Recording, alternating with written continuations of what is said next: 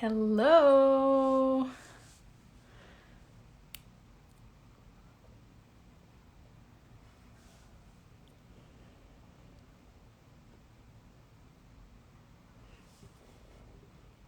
Okay, so sent the request.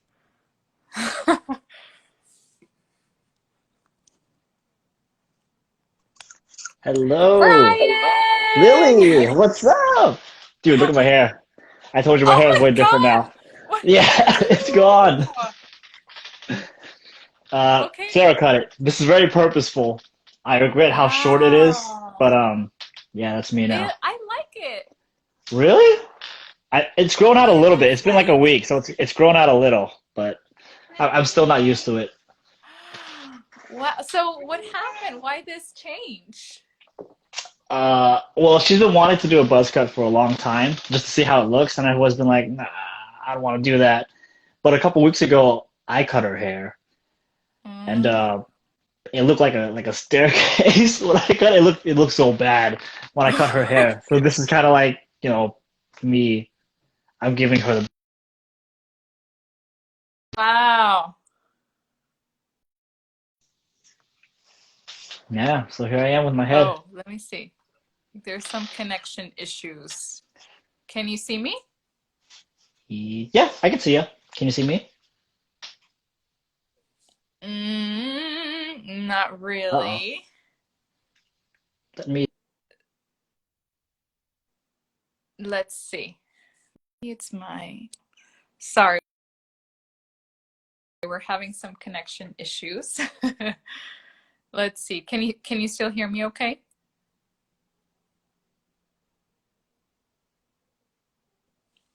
Let me see. Okay, there we go. Can you see me and hear me? Yes, I can. Yeah, Okay, perfect. All right, we're gonna you good? give so what's gonna happen is people might join or not, and then this will be posted later, and then um we can share it with everyone and stuff like that. So Sure. what's going on? How are you doing, everyone? This is Brian. He was my co-resident when I was in residency. Super cool. I love being around Brian. Thanks.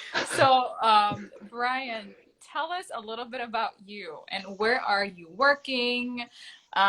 Maybe like a fun fact, and I don't know, something you want to throw out there for us. Sure. So, like Lily said, I graduated the Kaiser's neuro residency with her. I think that what I'm doing right now is that I have two jobs actually. So I work one at a Rehab Without Walls. It's a home health based neuro company. So I go to visit people's homes and we Oh, do all the neuro rehab in their home. It's kind of home and community based because I can do stuff like take them to like the grocery store or to the park, coffee shops, those kind of things. So that's my full time gig. oh, But wow. on the side, I'm Oh, also doing a per diem. Yeah, it's fun, right? Yeah, it's pretty cool. But I'm also doing a per diem for a Good Samaritan Hospital, so I'm doing their acute rehab as well, and that's like once or twice a week. But yeah, currently doing those two things, getting more mm, neuro experience in. I'm going to start teaching. I just brought on as an adjunct faculty for Samuel Merritt in Oakland, so I'm gonna start helping them out in their neuro courses in the spring. So that'll be pretty cool. Yeah, oh, that's so yeah. fun. So I'm pretty hyped up for that. So that should be fun. And then I'm Great. also, yeah. So then like Lily also studying for the NCS. So good luck to us, right? We'll study our hardest and do what we can, I guess. I hate it. I hate Let's studying. not get started. Fun fact, I have uh, a guest. Great. I have Fun fact.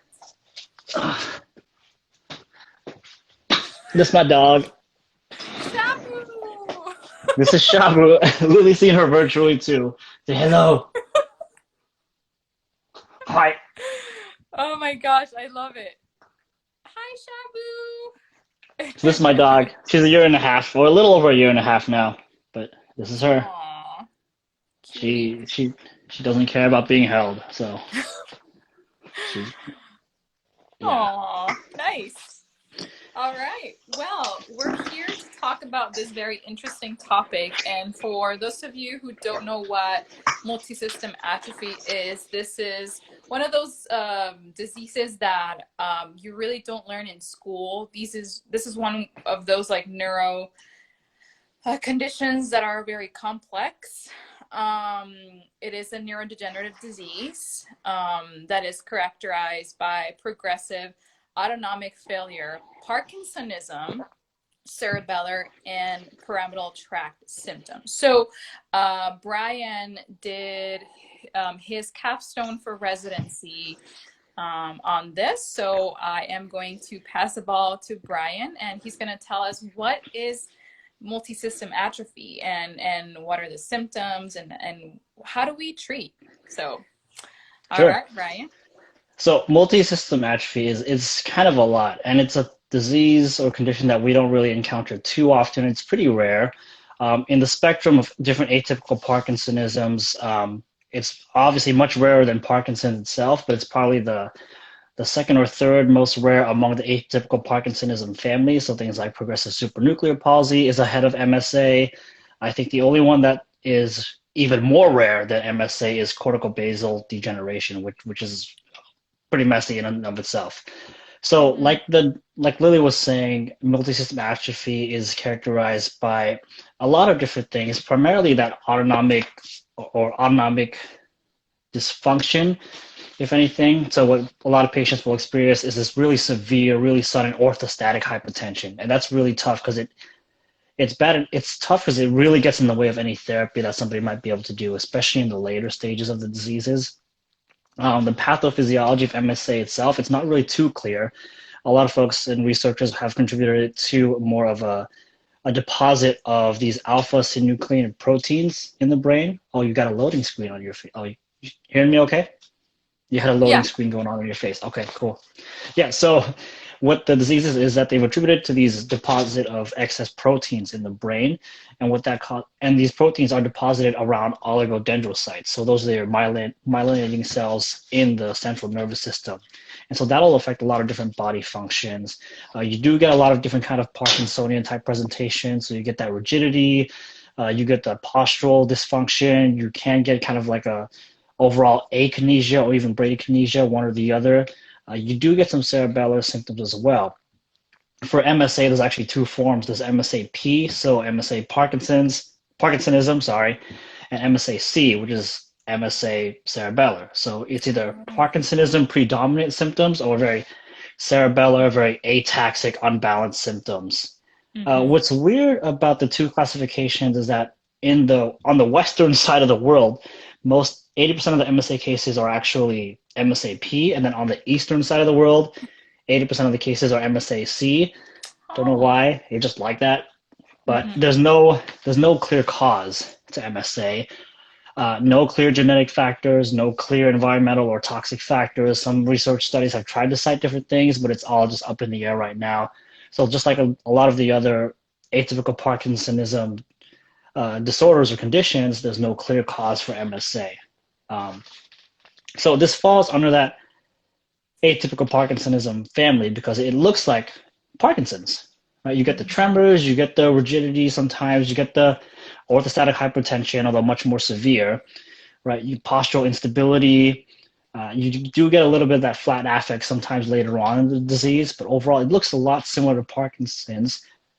The difference being is that autonomic dysfunction, right? So, like I said many times, that orthostatic hypertension really gets in the way. You get a lot of different bowel and bladder problems, particularly of the urinary system. For Mm-hmm. men to get this, for men to get erectile dysfunction, that's very common in men who get MSA. Lightheadedness with different changes in head position is really quick to occur.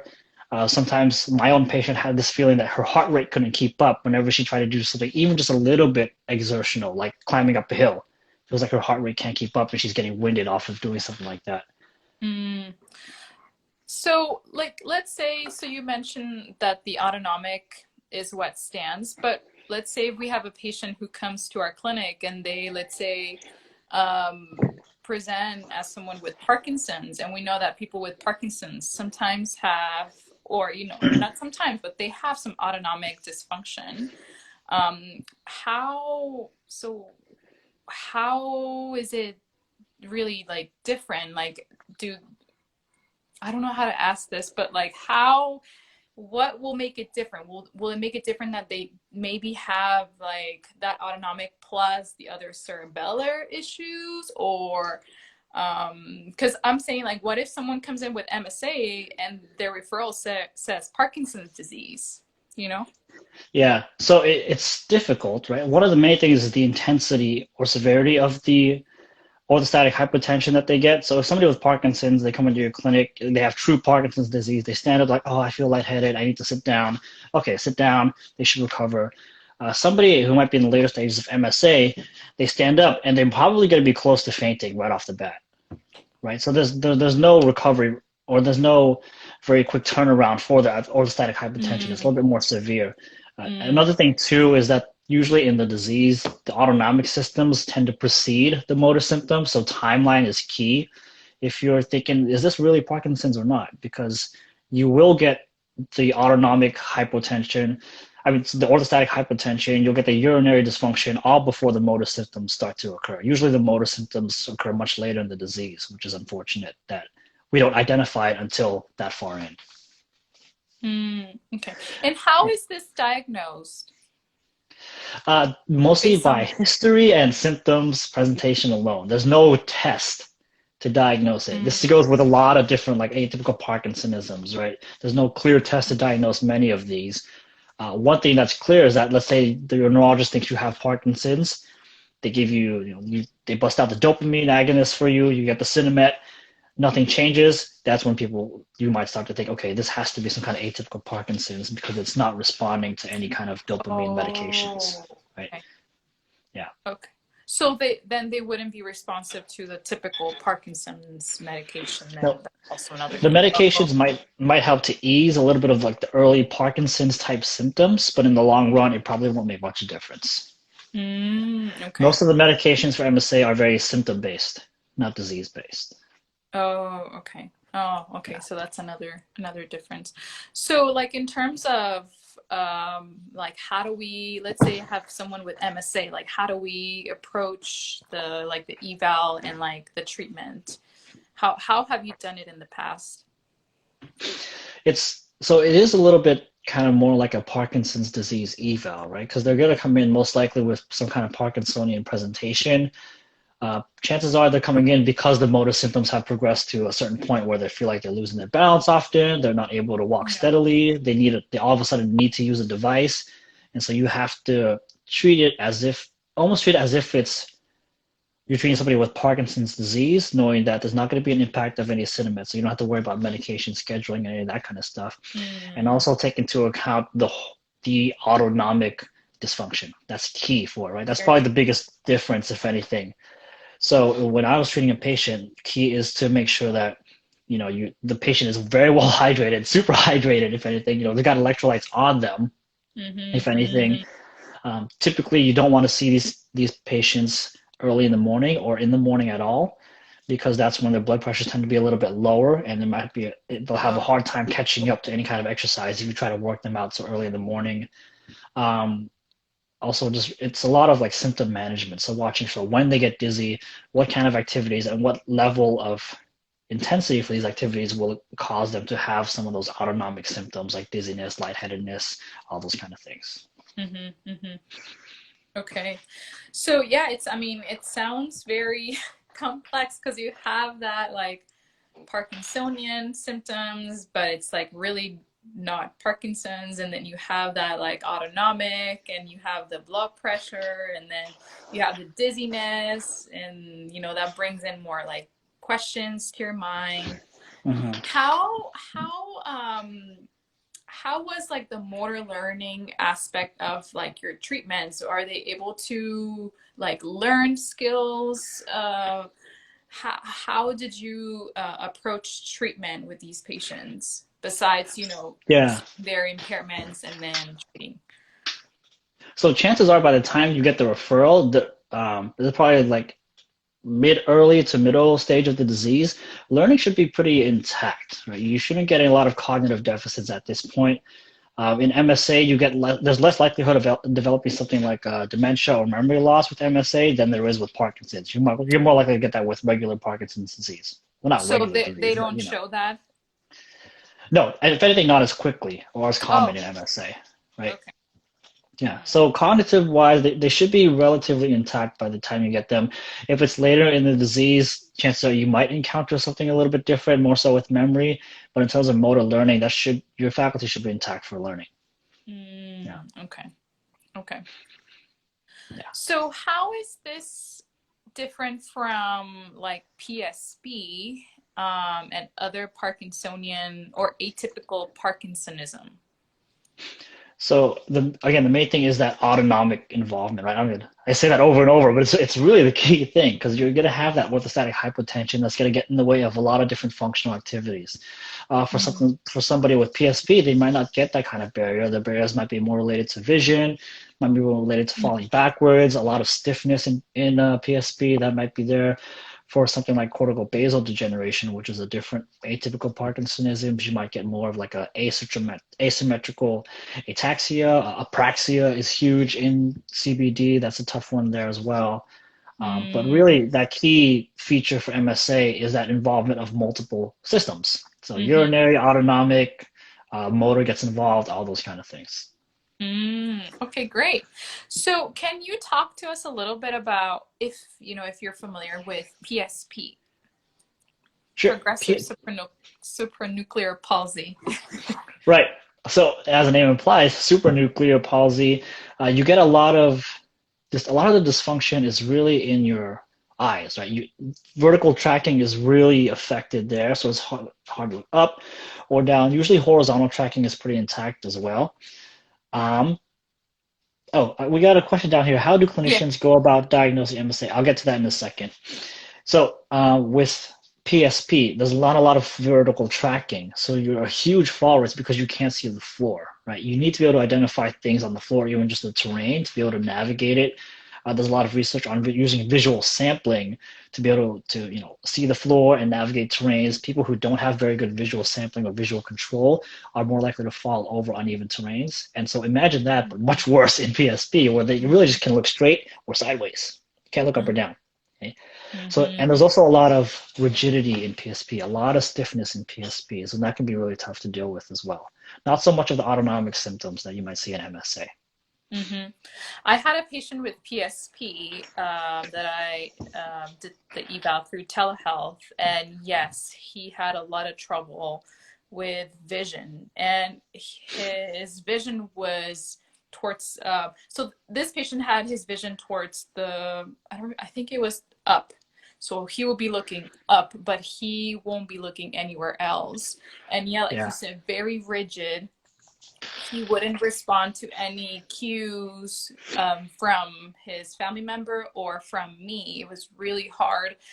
His like sit to stands, the sequence was very abnormal. It was yeah, a really complicated case. Again, these are complex neurological diagnoses. That we still don't have a lot of evidence in PT because of the complexity, and they're yeah, barely like coming out to the surface as like yeah. atypical Parkinsonism. All right, so let's answer that question. How do clinicians go about diagnosing MSA in its early stages? With a little bit of luck and guessing, honestly, because you're in the early stages, you're really just going off symptoms, right? Chances are the first symptoms this person's going to have are autonomic symptoms related to orthostatic hypotension. They probably might have some REM sleep dysfunction, so sleep disturbances. My patient even had a little bit of restless leg syndrome, but this was all years before she was formally diagnosed with MSA. So in early stages of MSA, it's pretty hard to identify because all the symptoms they have could look like a bunch of other things. And then by the time they start showing the motor symptoms, that's when clinicians and other medical professionals might start thinking, oh, okay, maybe this is actually a cluster of diseases.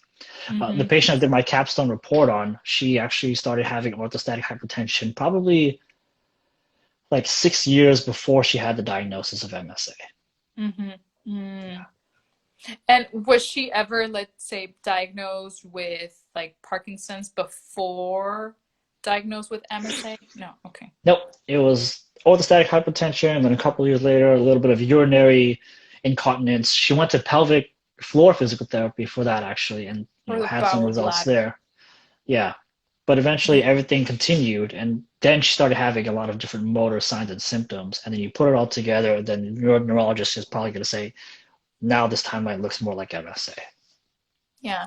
So I think the message here is a diagnosis might not be clear at first, Hmm. um, because this might look like, any like cardiovascular or things like that. And before coming into this talk, yeah, like I was researching, and yeah, one of the things that it says is the low blood pressure that you Yep. really need to uh, be monitoring in these Yeah. patients. Yeah. And even in the long term, it's hard to get a 100% diagnosis of MSA. Even the criteria that some physicians and neurologists will use for diagnosing MSA is kind of on a scale of likely to probable to highly likely. There's no 100% this is MSA until, they can dissect your brain really and kind of see where the proteins lie. Mm-hmm. Yeah. Okay. Wow. Well, yeah, very complex. Yeah. But like you recommend, well, like Brian said, just do your neuro eval. Just like look at those, things that you would find in a eval for Parkinson's, or if it's like MSAC, which is a cerebellar, for you should aim your eval to be more like for cerebellar. And then again, check the vitals for that neurogenic orthostatic hypotension, any other, just autonomia, and then just target your impairments as we usually do. Yeah. It's a very impairment based treatment style, if anything, Mm-hmm. and you really want to look at obviously think about recovery versus compensation, educating the patient on preparing them for the future because the disease is going to progress relatively quickly, if anything. So How quickly does it progress? usually in a span of 5 to 8 years is a pretty strong progression. Some literature goes up to 10 years, if anything. Um, yeah. Mm. So Usually, if there's like a cause of death related to MSA, it's due to immobility and some kind of like aspiration pneumonia because of the immobility. oh, Yeah. okay. Oh, okay. Well, anything else that you would like to add into our conversation? Yeah. I mean, if anything, I'd say MSA, it's probably like, especially the Parkinsonian version, it's going to look like Parkinson's with a heavy component of autonomic dysfunction. So you have to really think about what the patient wants to achieve, right? I mean, this goes for all patients that you see, but for somebody who's saying, yeah, every time I get out of bed, I get so dizzy and I can't go on my walks. I get so dizzy the entire time. I get dizzy when I turn my head. There's still ways that you can compensate about it. We don't have a lot of literature on what interventions would help to address MSA in terms of physical therapy. But what I've done in the past that still work are things like vestibular training to help, with head turns when you're walking. That can help kind of reduce some of the dizziness they get when walking. Just your general balance and dynamic gait training can do a lot, especially if you challenge them to a certain level, because they can still learn, right, and adapt movement patterns. So I think there's still a lot of possibility there too. Mm-hmm.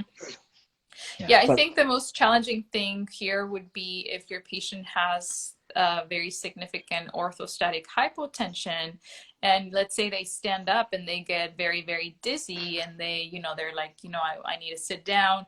This will probably be the biggest barrier overall. This hypotension, is this controlled by the doctor? Are they? I'm assuming they yeah. take any like treatment for that, medication for that, or not really. Yeah, so you take your classic medications that you would take for anybody with low blood pressure, if anything. Yeah. Okay. You also need to use, if it's severe enough, things like compression stockings, TED hose, even abdominal binder for All some those. folks that might have really That severe works. orthostatic hypertension. Yeah. Mm-hmm. And again, the fluid intake is key. Mm. Also, one thing you might want to watch out for is how hot the environment is, because if it's really warm, right, you're vasodilated, so you're more likely to get even more severe orthostatic hypotension. Oh, okay. That's a good Yeah. one. All Yeah. right. So exercise in the freezer. There you go. And you should be good. Well, most clinics and hospitals are very cold, so Yep. I think we won't have a problem with that. I'm always wearing a sweater or like long sleeve. I know. I feel it too. I have to act like I'm not cold when I see a patient. I'm like, hey, how are we doing? You know? Well, thank you so much for this talk, and I hope people are going to enjoy it. It's a, like I said, it's a very complex neuro disease, and we just need to bring awareness to these type of diseases because we're gonna find them at some point. It is rare, but we never know when we're gonna find, and this is a good resource in case if you get a patient with MSA and then you're like, what do I do now? Well, you just start with just everything that we say. Just everything starts from your basic neuro exam. That's where everything starts. Your systems review, your vitals, everything like that. Yeah. Yep. Definitely. Well, thank you so much, Brian, for sharing your knowledge with Yeah. us. And this will be posted on the page, and you can promote it. I will promote it so people can see it. There were some people saying like, "Oh, I have a patient with MSA. This is going to work for me." So I'm excited for them to see it if they didn't join. Yeah, for sure. And if any of them have any questions, they can. I'm sure they'll hit you up with questions, or they can always contact me as well. I mean, my Instagram is private, but if they shoot me a DM, I'll try to get to it. Yeah, I will post your Instagram name in the promotion of the Yeah. video. So in case if someone wants to reach out to you, they can just message you or message me, and then I will relay the message. Sounds cool. Well, Yeah. I hope you have a great night. I actually like your haircut. Dude, it's this so way weird. more than It the still other surprises ways. me whenever I see. I look in the mirror like, oh, geez, who's that? It still I really surprises like me. it. I feel Thanks. you Thanks. like more I don't know. I like it. I like it. Really, when I You first saw it, I was like, oh my god, I look so Filipino now. But whatever. It's which I am, I no. guess. I like it. No, I like it. I feel well, Thanks. personally I like it more. Really? Wow. Okay. Still gonna grow it, but cool. Well, Thanks. yeah. All right, Brian. Well, good luck studying. I'm gonna actually go back to studying right now. Nice. Yep. I did So that good today. luck, and we'll be in touch. And again, thank you so much for coming here. Yeah. Thanks for having me, Lily. All right. Nice seeing you. Have a good night. Take care. Bye. Bye bye.